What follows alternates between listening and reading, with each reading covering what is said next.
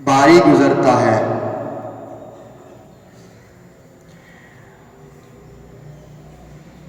اور تمہاری بلائی کے نہایت چاہنے والے رؤوف الرحیم، نہایت مہربان، رحمت فرمانے والے۔ عزیزان گرامی، جو آیا کریمہ میں نے آپ کے سامنے تلاوت کرنے کی سعادت حاصل کی، اس آیا مبارکہ کا مفہومی ترجمہ میں نے آپ احباب کے سامنے پیش کرنے کی سعادت حاصل کی۔ حضور نبی پاک صلی اللہ علیہ وآلہ وسلم آپ عربوں میں تشریف لائے۔ اس آیت کریمہ میں رب العالمین نے عربوں سے خطاب فرمایا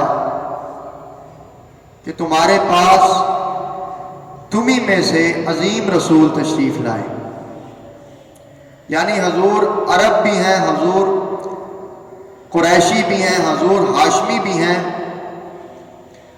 اللہ کریم نے حضور صلی اللہ علیہ وآلہ وسلم کو عظیم لوگوں میں بھیجا، عظیم بنایا، کریم بنایا۔ حضور نبی پاک صلی اللہ علیہ وآلہ وسلم آپ کی ذات وہ ذات ہے جنہیں اپنے امتیوں کے ساتھ نہایت محبت ہے، نہایت پیار ہے، نہایت الفت ہے۔ تو حضور جب تشریف لائے، عربوں میں تشریف لائے، عربوں نے سب سے پہلے آپ پر، آپ کی ذات پر یقین کیا۔ سب سے پہلے حضرت صدیق اکبر رضی اللہ تعالیٰ عنہ آپ مردوں میں مسلمان ہوئے، حضرت علی المرتضیٰ رضی اللہ تعالیٰ عنہ بچوں میں مسلمان ہوئے، حضرت سیدہ خدیجہ الکبریٰ رضی اللہ تعالیٰ عنہ آپ خواتین میں مسلمان ہوئیں، حضرت بلال حبشی رضی اللہ تعالیٰ عنہ آپ غلاموں میں سب سے پہلے مسلمان ہوئے۔ تو عزیزان گرامی، جو لوگ بھی مسلمان ہو گئے، حضور صلی اللہ علیہ وآلہ وسلم کا ان کی تکلیف کو، یعنی حضور کی جو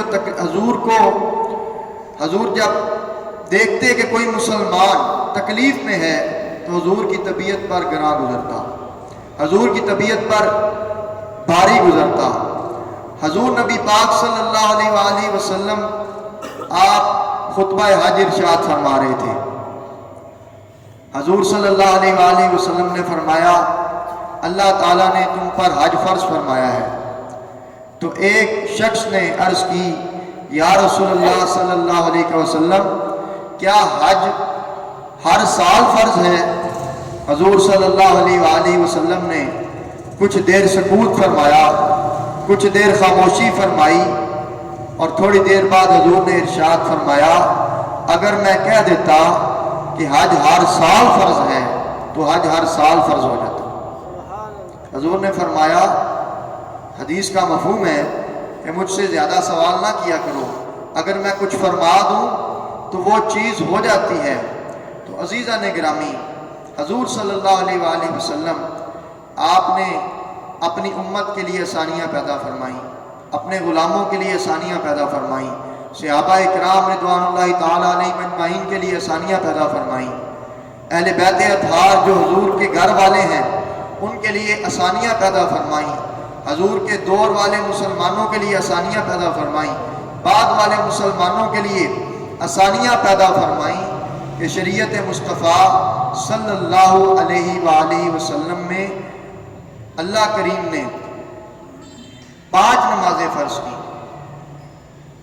پہلے 50 نمازیں فرض فرمائی تھیں، لیکن حضور نے اپنی امت کے لیے ان 50 نمازوں کو 5 نمازیں کروا دیا، سفارش کی امت کی، تو اللہ کریم نے 5 نمازیں کر دیں۔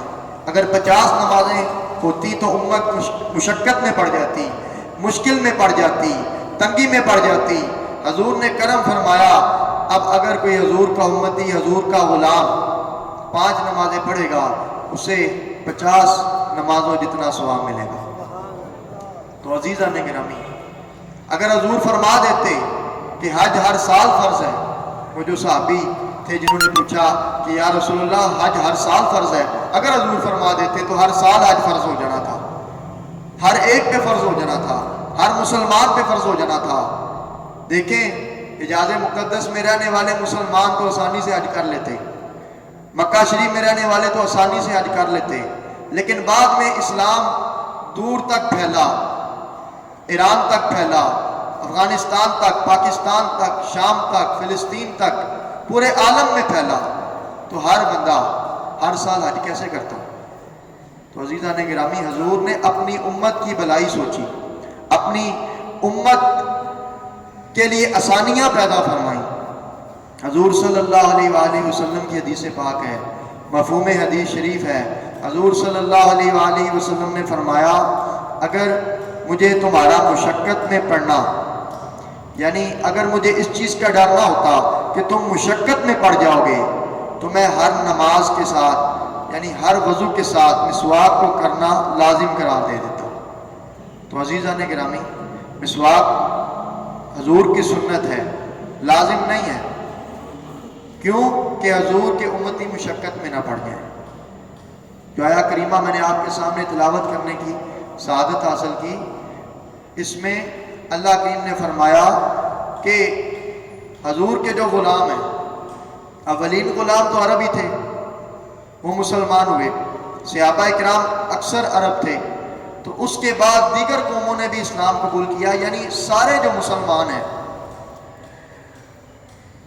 ان کے لیے حضور نے آسانیاں پیدا فرمائی۔ تو عزیزان گرامی قدر، اگر مسواک لازم ہو جاتی تو تب تک وضو نہیں ہونا تھا جب تک انسان مسواک نہ کرتا، جب وضو نہیں ہونا تھا تو نماز نہیں ہونی تھی۔ تو عزیزان گرامی، میں نے آپ کے سامنے سورۃ توبہ کی آیت نمبر 128 تلاوت کرنے کی سعادت حاصل کی۔ ایک بزرگ گزرے ہیں، حضرت ابو بکر بن محمد۔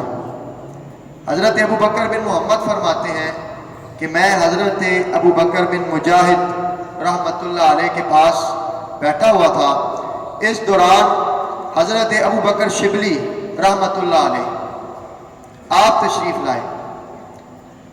حضرت ابو بکر بن مجاہد رحمۃ اللہ علیہ نے حضرت ابو بکر بن شبلی